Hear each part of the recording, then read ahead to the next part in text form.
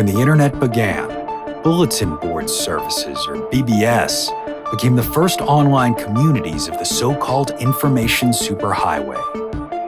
Using their phone lines, people logged in from all over America to talk about sports, games, movies, and on one BBS in particular, share their ghost stories. Over time, those communities all went dark, except for one lone server that continues to operate somewhere in an unknown part of Pennsylvania's Rust Belt. A relic of the 1990s, veiled in mystery, it is a digital archive of humanity's strangest encounters with the unknown, as told by the people who experienced them. My name is Brandon Schexnayder, and you are listening to Fear Daily. Subject: When Silence Came to Stillwater. User: May 77 Bay. Posted June 27, 1999.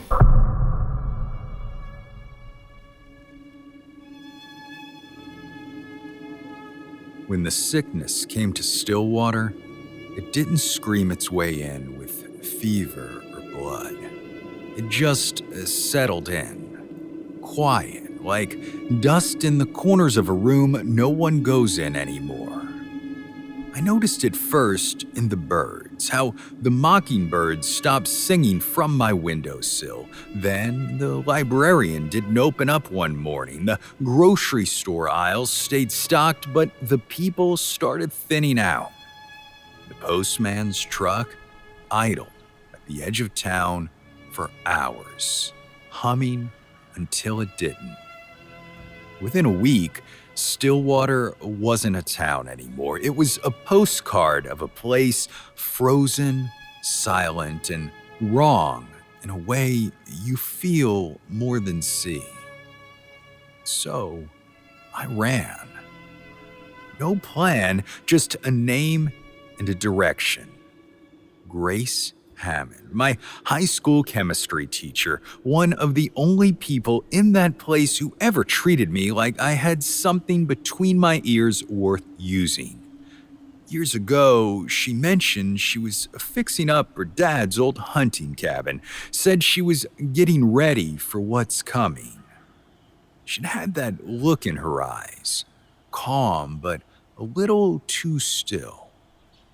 I didn't believe her back then, but after Stillwater, belief came easy. It took me 3 long days on foot, north of the highway, past the old billboard with the peeling gas station ad, through blackberry thickets that tore up my arms like they were angry I'd survived. Her place was a battered 2-story cabin behind the trees. I yelled her name until my voice gave out. The front door creaked open, and there she was, Grace Hammond, standing on the porch with a shotgun like the world owed her a reason to let it live. "Don't come any closer," she said. "It's me," I croaked, "Stephanie Whitlow from Stillwater." She squinted, and I saw the recognition flicker behind her eyes before her shoulders dropped. The breath she let out was tight, like she'd been holding it for months. Inside smelled like cedar, lemon cleaner, and something burnt. I collapsed onto a couch that had seen better decades. She kept her distance, watching me like I was a riddle with a trigger. Eventually, when I didn't drop dead or twitch funny, she seemed to relax. A gas generator muttered behind the cabin, enough to keep a couple lamps glowing.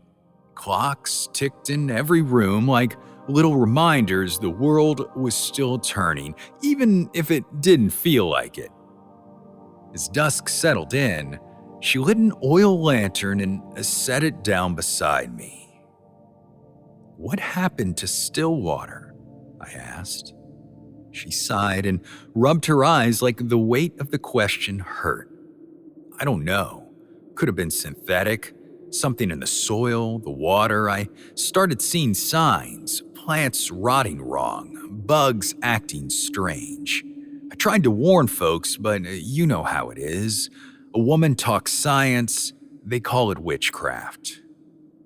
We sat in the thick silence for a while. No need to fill it. There was too much behind us to pretend small talk mattered. "Is it just you out here?" I asked. "No, there's a girl, Juno. Showed up barefoot and starving last week. 16, maybe. Said she came from out west, never told me where." Later that night, I found Juno behind the house, fussing over a little greenhouse slapped together with duct tape and tarp scraps.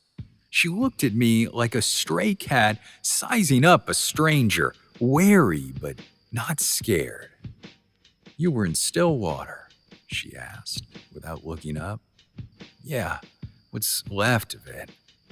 They're all like that," she said. "Empty." "You think we're immune?" She shrugged. "Don't know and don't care. I'm not going back." I crouched beside her, brushing dirt off my knees. "Why'd you leave your place?" She didn't answer right away, just pulled a rusted sign from the dirt and wiped it off. "Water unsafe by order of County Health Board." She tossed it aside like it meant nothing. Maybe it didn't anymore. We then worked in silence for a while. Two strangers yanking weeds and planting basil like it might mean something. After a bit, she broke the silence. "Why'd you stay in Stillwater so long?" I sat back on my heels. "Because I was scared. I thought if I left, I'd lose what little life I had, and because I didn't think it could really get that bad, not until it did." She gave a slow nod. "Yeah, I get that." In the weeks that followed, more women found us. A mother and daughter from Louisiana, a nurse out of Jackson, an old woman named Hattie who never spoke but made cornbread so good it felt like forgiveness. We didn't talk about saving the world. We planted, we cooked, we patched holes in the roof and learned how to trap rabbits. Grace brought the science. Juno had the instincts. I had grit. I did not flinch anymore. We had listened to static and weather reports on the shortwave every night. Nothing human, just numbers, patterns, dead air. We found a busted cassette deck that mostly worked, and when it didn't, someone sang. Hymns, old country, even Prince once when Hattie was in the mood. There was no plan, just each other. That was enough. One afternoon, I was patching a screen door with wire and tape when I heard something I hadn't in a long time. Laughter. Real, deep belly laughter coming from the garden. Grace and Juno were bickering about how to keep the raccoons out of the squash. It sounded so normal, it hurt. I closed my eyes and let the sound settle in my chest. Then I thought about Stillwater. Not the dead silence, but what it used to sound like. The clink of silverware at the diner, the one guy who played guitar outside the pharmacy, the buzz of box fans in the summer. But now, it was all gone. But here, there were voices again. Not many, but enough. The kind that said, "We're still here, still breathing, and we ain't going quiet."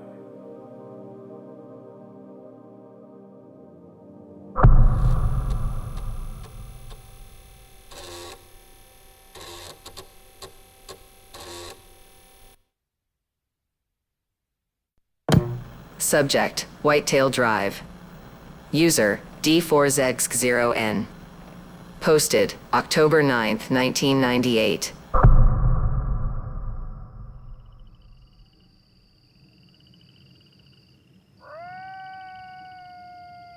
They started howling the night I moved back in.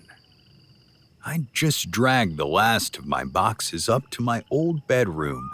Still smelled like dust, old quilts, and lemon pledge when I heard them.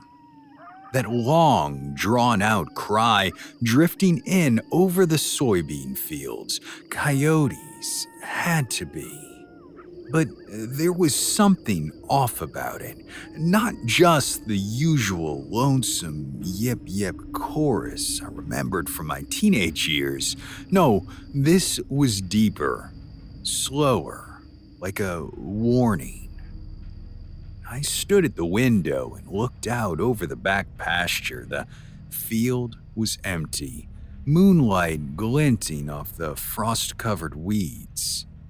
Past that, just woods and shadows. Still, I listened. The howling came again. 2, maybe 3 voices. Then silence. Not the peaceful kind, though. Not the kind that made you exhale and feel lucky to live in the country. This silence sat heavy, like something was waiting. Dad didn't notice. He sat downstairs in his recliner, TV on mute, staring at nothing. That's how he spent most of his time these days, blank-eyed, drifting. My mom had kept him on track, more or less, but she was gone now, dropped dead in the kitchen 2 months ago. A heart attack, they said. No warning. 1 minute she was making soup, the next she was flat on the floor. 59 years old and strong as a horse. It didn't sit right with me, but I was too knee-deep in the mess of divorce to question it at the time. So now, here I was, back on Whitetail Drive, living in the farmhouse I swore I'd never return to, taking care of a man who sometimes didn't remember my name.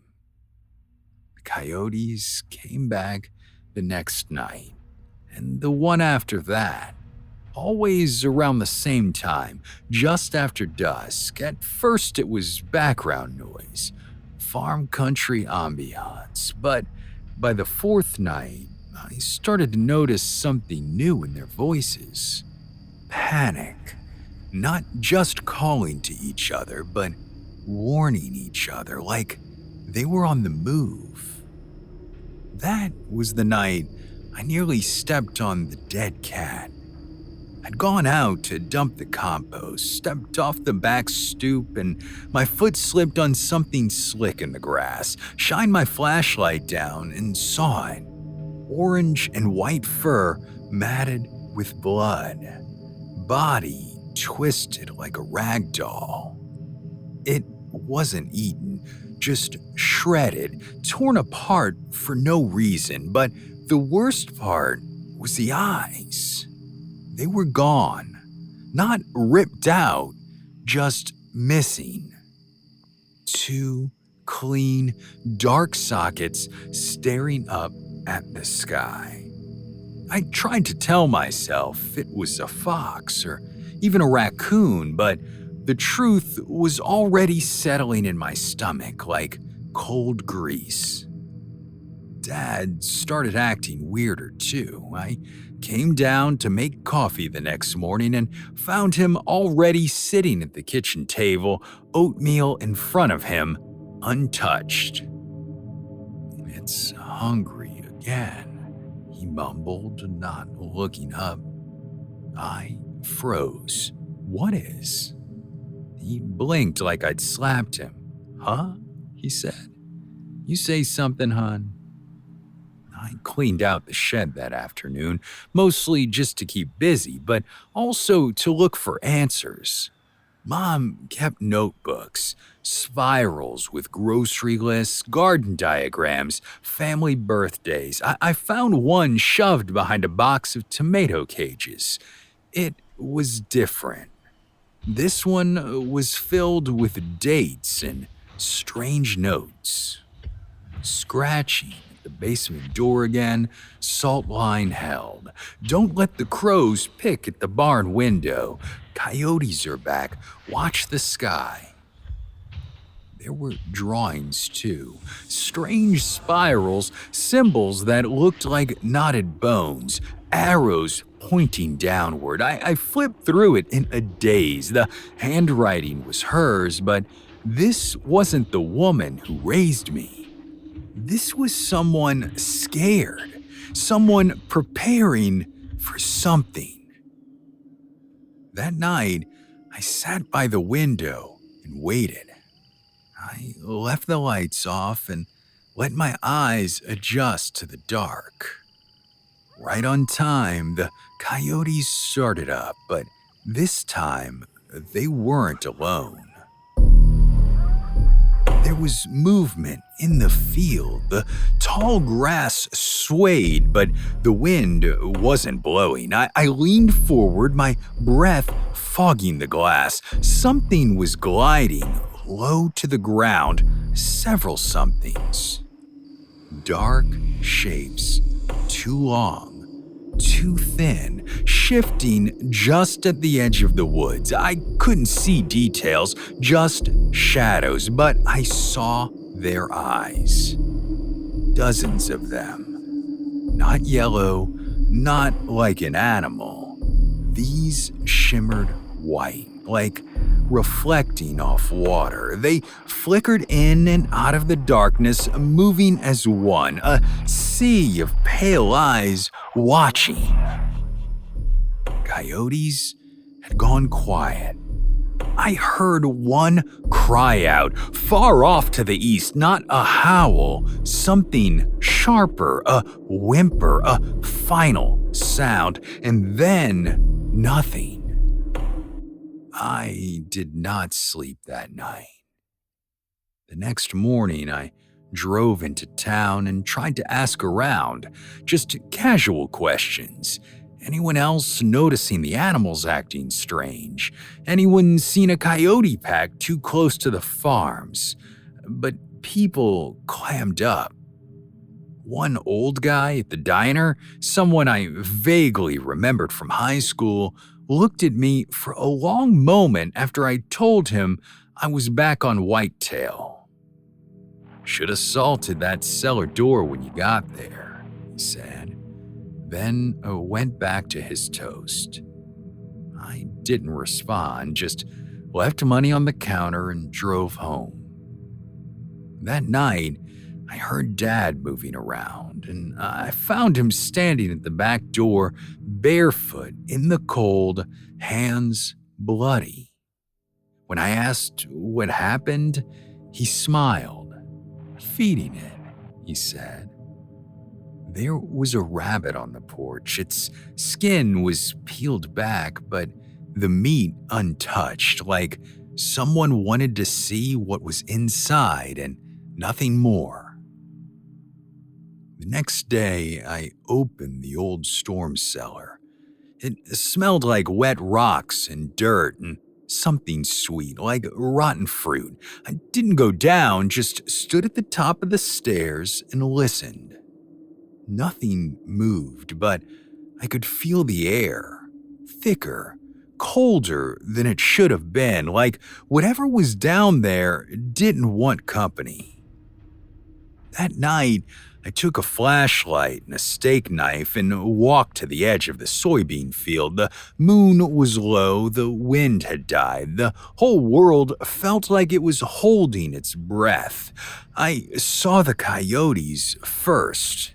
3 of them crouched in the grass, not running, not hunting, just sitting, watching me. But behind them, in the trees, something rose. It was tall, taller than any man I've ever seen. Limbs too long, shape all wrong, like it was folded and unfolding at the same time. I could not see a face, but I saw it tilt its head, and I swear to God, it was smiling. I backed away slowly and never took my eyes off it, and the coyotes didn't move. They didn't make a sound. When I got back, I locked every door. I salted the cellar. I stayed up until sunrise with the kitchen light on. I don't think this thing, whatever it was, is new. I think it's old. Older than this farm. I think my mom knew. I think that's why she kept notes, why she marked the symbols in the dirt around the barn. And now I keep thinking about her heart attack, how sudden it was, how nobody questioned it. What if she didn't just die? What if she gave herself to it? Or worse, what if my father did to her what he did to that rabbit?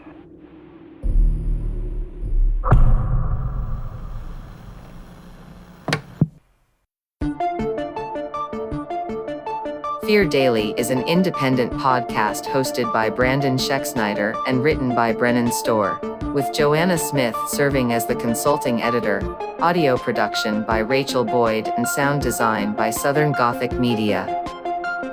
This podcast is a work of fiction. Names, characters, places, and incidents are either products of the author's imagination or are used fictitiously. Any resemblance to actual persons, living or dead, or to real events or locations, is entirely coincidental. Ad-free versions of Fear Daily are available now on your favorite podcast apps. For more information, visit feardaily.com. But move fast, before the server goes offline.